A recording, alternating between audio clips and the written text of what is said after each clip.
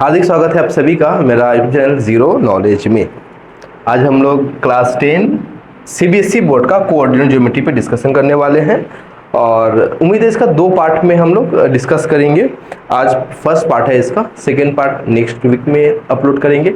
चलो शुरुआत करते हैं, इसमें क्या पढ़ना है। ठीक है, पहली बात, कोऑर्डिनेट ज्योमेट्री जो क्लास 10 का है, क्लास 9 पढ़े भी होगे कोऑर्डिनेट ज्योमेट्री, तो क्लास 9 में जो पढ़े हो करीब करीब वही है, लेकिन जरा जान लेना भी सही रहेगा क्लास 9 में क्या पढ़े थे कोऑर्डिनेट ज्योमेट्री के बारे में। देखो, दो लाइन लिए हमने, एक वर्टिकल लाइन लिया और एक हॉरिजॉन्टल लाइन लिया। ये दो लाइन एक दूसरे को परपेंडिकुलरली इंटरसेक्ट कर रहा है ओ पॉइंट पे, और ये जो हॉरिजॉन्टल लाइन है इसको हमने नाम दिया एक्स ओ एक्स डैश, और ये जो वर्टिकल लाइन है इसका हमने नाम दिया वाई ओ वाई डैश। और ये जो पॉइंट, जिस पॉइंट पे ये दोनों लाइन परपेंडिकुलरली इंटरसेक्ट कर रहा है उसको हम लोग बोलेंगे ओरिजिन। ठीक है, ओरिजिन से राइट साइड की ओर अगर हम यहाँ पे नंबर दें, नंबरिंग करें इस लाइन को, ठीक है, तो ये पॉजिटिव होगा, ये पॉजिटिव होगा, मतलब +1 +2 +3, ठीक है, इस तरह से +4 +5 +6। अगर हम ओरिजिन से लेफ्ट साइड की ओर अगर नंबरिंग करें तो वो माइनस में होगा। ठीक है, ये माइनस में होगा, -1 -2 -3 -4। अगर हम ओरिजिन से ऊपर अगर मार्क करें तो वो प्लस में होगा, तो +1 +2, मैं सिंबल नहीं दे रहा हूँ, उसका मतलब ये समझ लो कि वो प्लस है। अगर हम ओरिजिन से नीचे की ओर मार्क करें तो वो माइनस होगा, -1 -2 -3 -4 -5। ठीक है, ये जो हॉरिजॉन्टल लाइन है इसको हम लोग बोलेंगे एक्स एक्सिस। ठीक है, इसको हम लोग क्या बोलेंगे, एक्स एक्सिस, एक्सिस। और ये जो वर्टिकल लाइन है वाई ओ डैश, इसको बोलेंगे Y axis, Y axis, Y तो है दिया हुआ, वाई एक्सिस है। और X axis Y axis axis एक साथ मिलकर कोऑर्डिनेट एक्सिस कहलाता है। ये एकदम बेसिक बात था। ठीक है, ये आगे जरा सा बढ़ते हैं। फिर से हम लोग यही ड्रॉ किए, ये तुम्हारा एक्स एक्सिस हो गया, X O dash, X O X dash, और ये vertical line Y O Y dash Y axis कहलाया। और हम लोग एक पॉइंट लिए पी यहाँ, और पी पॉइंट से एक्स एक्सिस पे एक परपेंडिकुलर ड्रॉ किए पी एम, और पी से वाई एक्सिस पे एक और परपेंडिकुलर ड्रॉ किए एन। तो ये जो ओ एम है, ये जो ओ एम है ये एक्स कोऑर्डिनेट कहलाएगा, जिसे हम लोग एब्सिसा भी बोलेंगे। स्पेलिंग अगर गलत हो उसके लिए हम पहले से क्षमा चाहते हैं। और ये जो था ओ एम था, ये क्या था, एक्स कोऑर्डिनेट, और ये ओ एम या यूं कह लें पी एम, नहीं पी एन या ओ एम एक्स कोऑर्डिनेट है। ये पी एम और पी एन एक्स कोऑर्डिनेट है, ओ एम हो गया या फिर मैं पी एन ले लूँ, बात एक ही है। और अगर हम लोग पी एम का बात करें या एन ओ का बात करें, एन ओ तो वाई एक्सिस पे हो गया, ये पी एम, ये जो है ये पी एम है, ये वाई कोऑर्डिनेट है, और इसको हम लोग ऑर्डिनेट भी कहते हैं, इसे हम लोग ऑर्डिनेट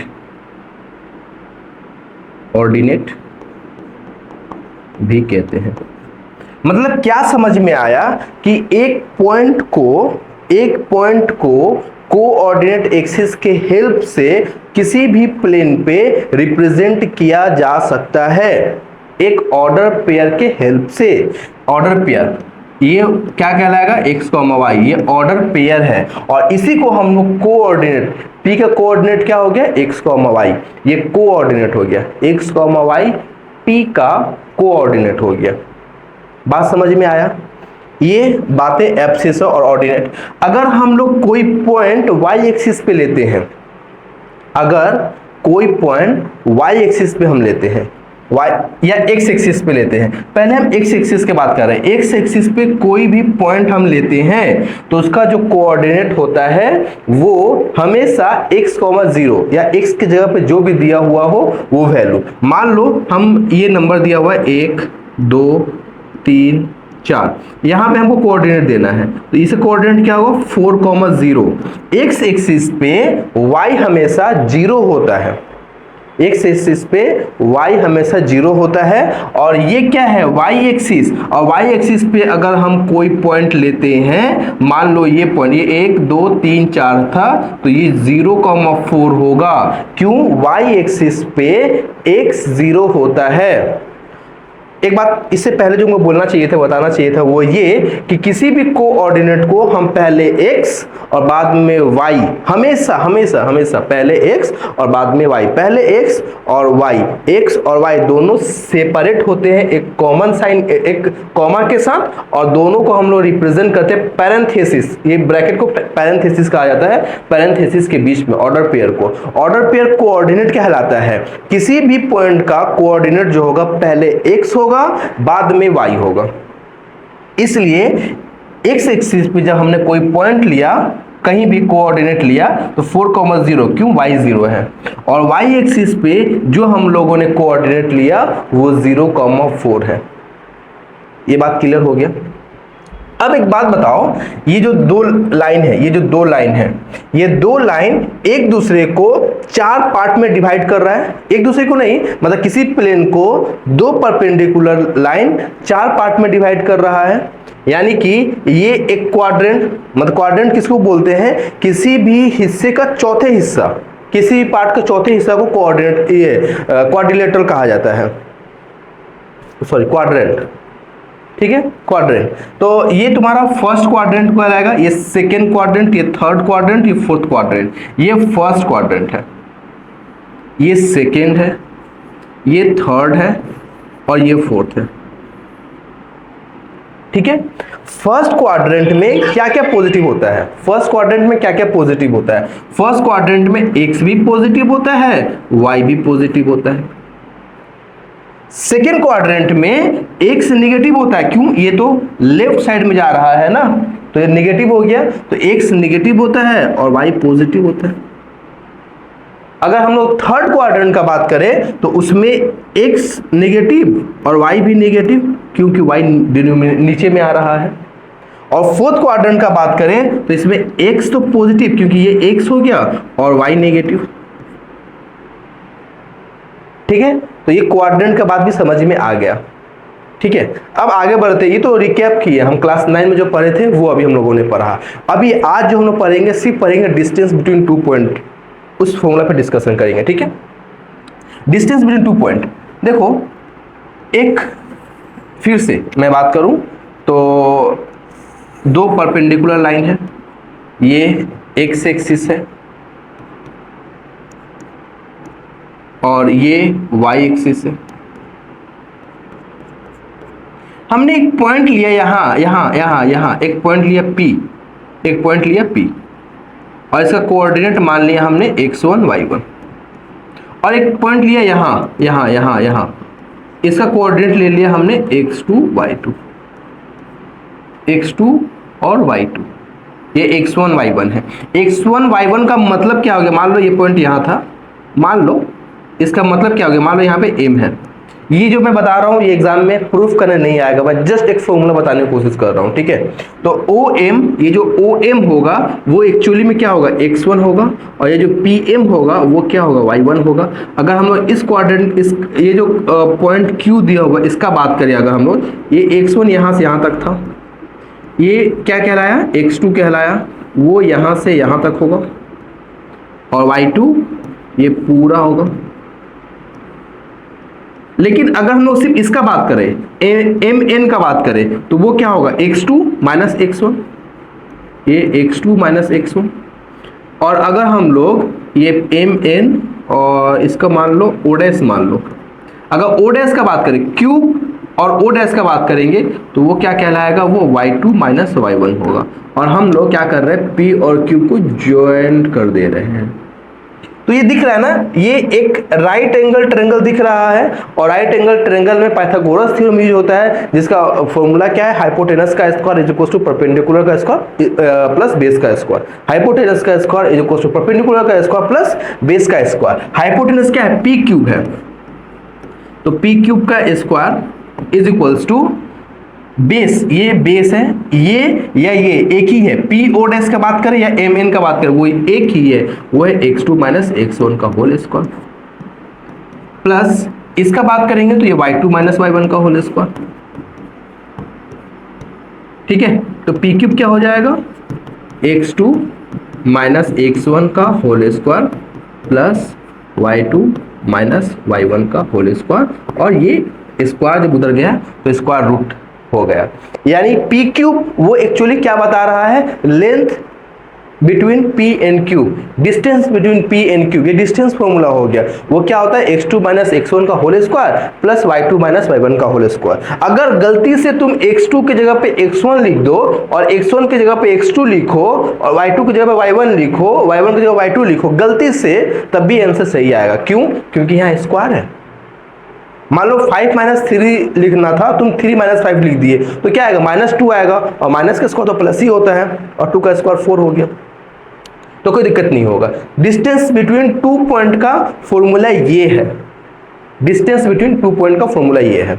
ठीक है, अगर मान लो ये पॉइंट को ओरिजिन से डिस्टेंस निकालना होता, पी को ओ से डिस्टेंस निकालना होता, ओरिजिन तो क्या होगा, कोऑर्डिनेट 0,0, यहाँ पे x1 की जगह पे 0 पुट कर दो, y1 की जगह पे 0 पुट कर दो, तो इस केस में पी ओ जो होगा वो होगा √x² प्लस y स्क्वायर, या यूं कह लो x2² प्लस y2 स्क्वायर। मान लो x1 y1 तो 0 हो गया, क्योंकि वो ओरिजिन है, ओरिजिन पे कोऑर्डिनेट क्या होता है, 0,0 होता है ना, तो तुम x2 माइनस x1 क्या होगा, x2 ही होगा, क्योंकि x1 तो 0 है, x2 का स्क्वायर प्लस y2 का स्क्वायर। ये कहां से, ओरिजिन से।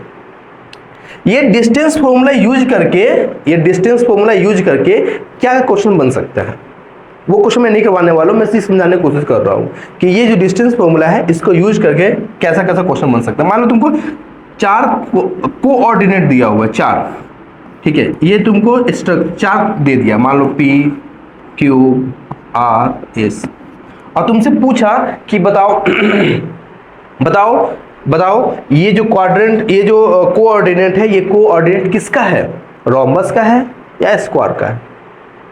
स्क्वायर का अगर होगा तो चारों साइड सेम होगा।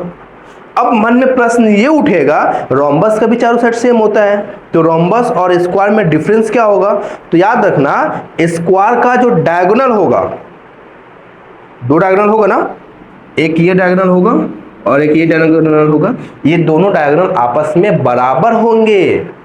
बराबर होंगे मतलब लेंथ QS का लेंथ और PR का लेंथ, लेंथ कैसे निकलेगा, इस फॉर्मूला का यूज करके निकलेगा। अगर 4 कोऑर्डिनेट दिया हुआ है, 4 पॉइंट दिया हुआ है, तुमसे पूछे कि बताओ ये क्या है, स्क्वायर है या रोम्बस है, या रेक्टेंगल है या पैरेललोग्राम है। अगर स्क्वायर हुआ तो चारों साइड सेम होगा, और अगर रोम्बस हुआ तो उसका भी चारों साइड सेम होगा। डिफरेंस ये होगा कि स्क्वायर का डायगोनल आपस में बराबर होंगे और रोम्बस का डायगोनल आपस में बराबर नहीं होंगे। रेक्टेंगल अगर तुमसे पूछा, मान लो ये जो स्ट्रक्चर दिख रहा है, ये जो आकृति दिख रहा है, ये रेक्टेंगल है, तो तुमको प्रूफ करना होगा कोई 2 साइड सेम है, मतलब 2 पैरेलल साइड सेम होते हैं ना रेक्टेंगल का। मान लो ये और ये सेम होंगे, ये और ये सेम होंगे, तुम जो 4 क्वाड्रेंट, 4 कोऑर्डिनेट से तुम 4 लेंथ निकाल पाओगे। लेंथ क्या होगा, PQ होगा, QR होगा, RS होगा, SP होगा, उसमें 2 लेंथ आपस में बराबर, एक जोड़ा लेंथ आपस में बराबर होंगे। बराबर होंगे मतलब ऑपोजिट साइड इक्वल होगा। अब प्रश्न ये उठता है कि रेक्टेंगल और पैरेललोग्राम में भी चारों साइड सेम कॉन्सेप्ट होता है कि ऑपोजिट साइड सेम होते हैं, तो डिफरेंस क्या होगा, डिफरेंस वही होगा जो भी हमने बताया, डायगोनल जो है, रेक्टेंगल के डायगोनल का लेंथ आपस में बराबर होंगे रेक्टेंगल का। तो समझ में आ गया, 4 कोऑर्डिनेट दिया हो, 4 पॉइंट दिया हो, तो वो स्क्वायर होगा या रोम्बस होगा या रेक्टेंगल होगा या पैरेललोग्राम होगा। मेनली तुमसे स्क्वायर और रेक्टेंगल के बारे में पूछ सकता है। यहां से ये भी क्वेश्चन पूछ सकता है, क्या पूछ सकता है कि 3 कोऑर्डिनेट दे दे, और तुमसे पूछे कि बताओ ये ट्रायंगल कौन सा है, ये ट्रायंगल कौन सा है। अगर इक्विलेटरल ट्रायंगल होगा तो तीनों का लेंथ सेम होगा, ए बी, बी सी और सी ए। तीनों का लेंथ सेम होगा, ए बी, बी सी और सी ए, तीनों का लेंथ सेम होगा। अगर स्केलिन होगा तो कोई साइड सेम नहीं होगा, और अगर आइसोसेलिस होगा तो कोई दो साइड सेम होगा। समझ रहे हो ना इस कॉन्सेप्ट को। कौन सा concept, distance between two point का फॉर्मूला यूज करके ये सारे तुम लोग निकाल सकते हो। क्वेश्चन के ऊपर क्या बोल रहा है, if the point P is equidistant from the point A and B, find K also find the length of AP। मतलब क्या बोल रहा है कि P 2,2 ये इक्विडिस्टेंट है from the point A and B, A यहां और B यहां, ठीक है। A और B, A क्या है -2, और B क्या है -2K और -3, ठीक है, -2K -3।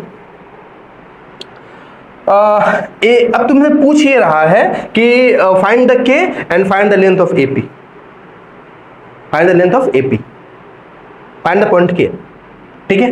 देखो ये AP और PB ये आपस में तो बराबर होंगे क्योंकि इक्विडिस्टेंस बोला है। P जो है A से इक्वल दूरी पे है और P जो है B से इक्वल दूरी पे है, मतलब PA और PB आपस में बराबर होंगे, बराबर होंगे, बराबर होंगे, मतलब कि PA is equals to PB होंगे। और PA अगर हम लोग निकालना चाहें तो फॉर्मूला क्या होगा, √x2 - x1 का whole square plus y2 - y1 का होल स्क्वायर। अब मान लो ये x1 y1 है, ये x2 y2 है, तो हमने क्या बताया, x2 - x1 का होल स्क्वायर मतलब 2 - -2 मतलब +2 का होल स्क्वायर प्लस 2 - k का whole square root is equals PB। मान लो ये x1 y1 है, ये x2 y2 है, तो या फिर यूं कह लो ये x2 y2 है, ये किसी को भी कुछ भी मान लो ना, ये x2 y2 है, ये x1 y1 है। यहां पे क्या करना होगा, x2 - x1 मतलब 2 - -2k मतलब 2 + 2k का होल स्क्वायर प्लस 2 - -3 मतलब +3 का होल स्क्वायर। समझ में आ रहा होगा, उम्मीद है सभी को समझ में आ रहा होगा। यहां भी मैंने फॉर्मूला अप्लाई किया, कौन सा फॉर्मूला अप्लाई किया, x2 - x1 का whole square plus y2 - y1 का whole square, distance between two point का फॉर्मूला यूज किए, ठीक है, डिस्टेंस बिटवीन टू पॉइंट का फॉर्मूला यूज किए।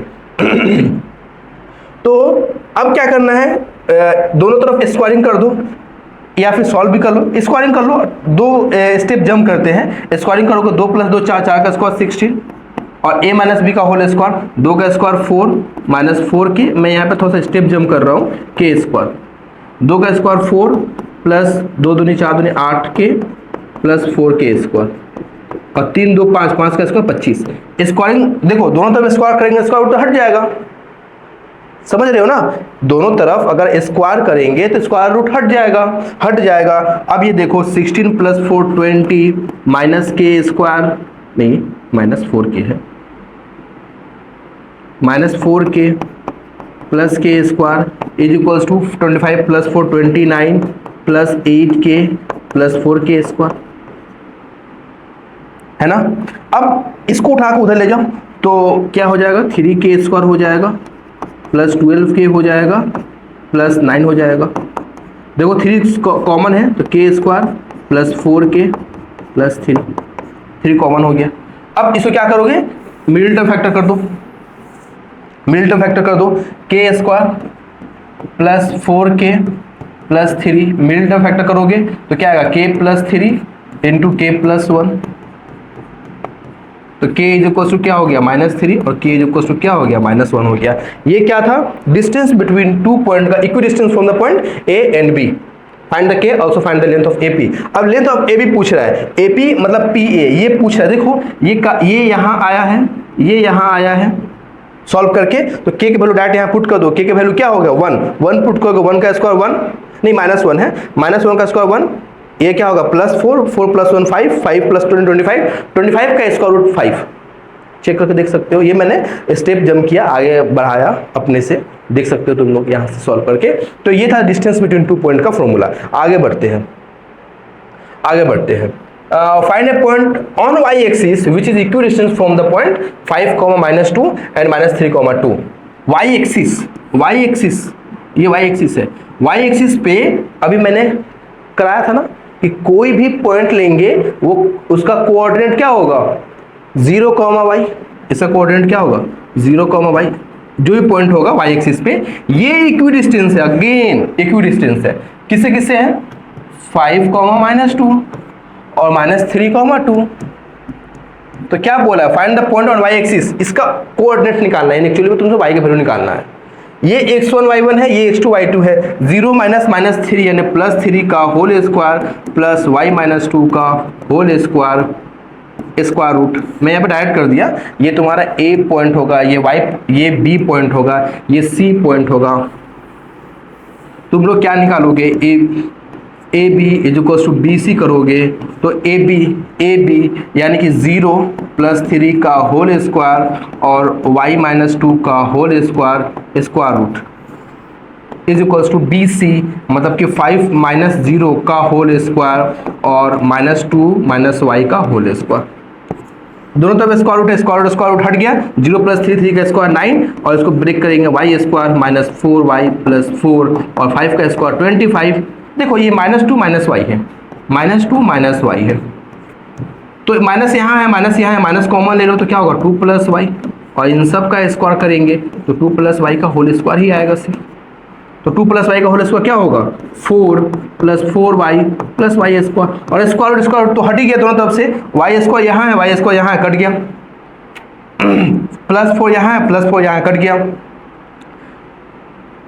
तो ये माइनस में क्यों आ रहा है, -4y है, 5 का स्क्वायर 25, 5 -0 5 हो गया यहाँ, और ये माइनस में क्यों आ रहा है। चलो ठीक है, देखते हैं हम।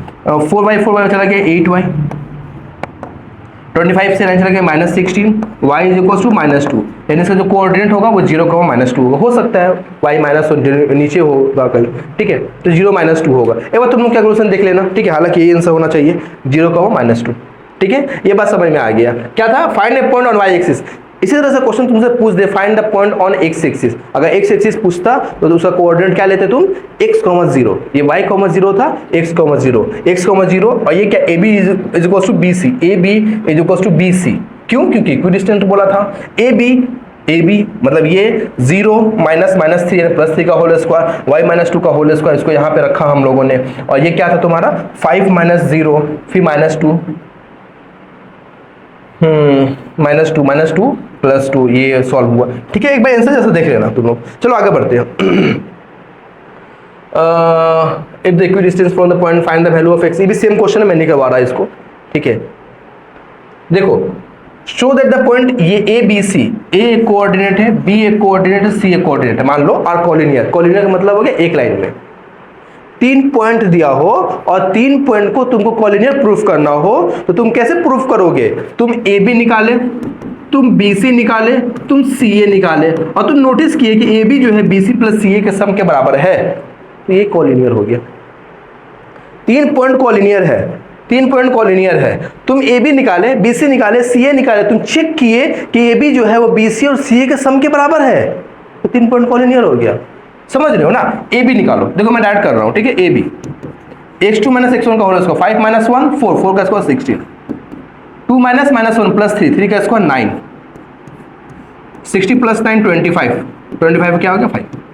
अब बी सी क्या होगा 9 - 5 यानी 4, 4 का स्क्वायर 16, 5 - 2 3, 3 का स्क्वायर 9, 16 + 9 25। मैंने यहाँ पे स्टेप जंप किया, डायरेक्ट किया, डायरेक्ट मत करना तुम लोग। सी ए का बारी है या ए सी का बारी है, सी ए या ए सी। 9 - 1 8, 8 का स्क्वायर 64, अगर मैंने डायरेक्ट किया। 5 - 1 + 1 6, 6 का स्क्वायर 36, तो ये क्या होगा 100, 100 का स्क्वायर रूट क्या आएगा 10, नोटिस करो ये दोनों का सम 10 है, मतलब सी ए जो है वो A B plus B C के सम के बराबर है। इसका मतलब ये हो गया 3 पॉइंट कॉलिनियर है। 3 पॉइंट कॉलिनियर प्रूफ करना होगा, तुम क्या करोगे, तीनों पॉइंट को सम कर दोगे, तीनों पॉइंट को नहीं, ए बी का लेंथ निकाले, बी सी का लेंथ निकाले, सी ए का लेंथ निकाले, और लेंथ निकालने के बाद तुम नोटिस करोगे, क्या नोटिस करोगे, कोई दो साइड का सम तीसरे साइड के इक्वल है, तीसरे साइड का लेंथ के इक्वल है। दो साइड का लेंथ का सम तीसरे साइड के लेंथ के इक्वल है, तो तुमको क्या समझ में आया कि तीनों पॉइंट कॉलिनियर है। क्लास को करते हैं यहीं पे खत्म, मिलते हैं नेक्स्ट क्लास में सेक्शन फॉर्मूला का। ओके।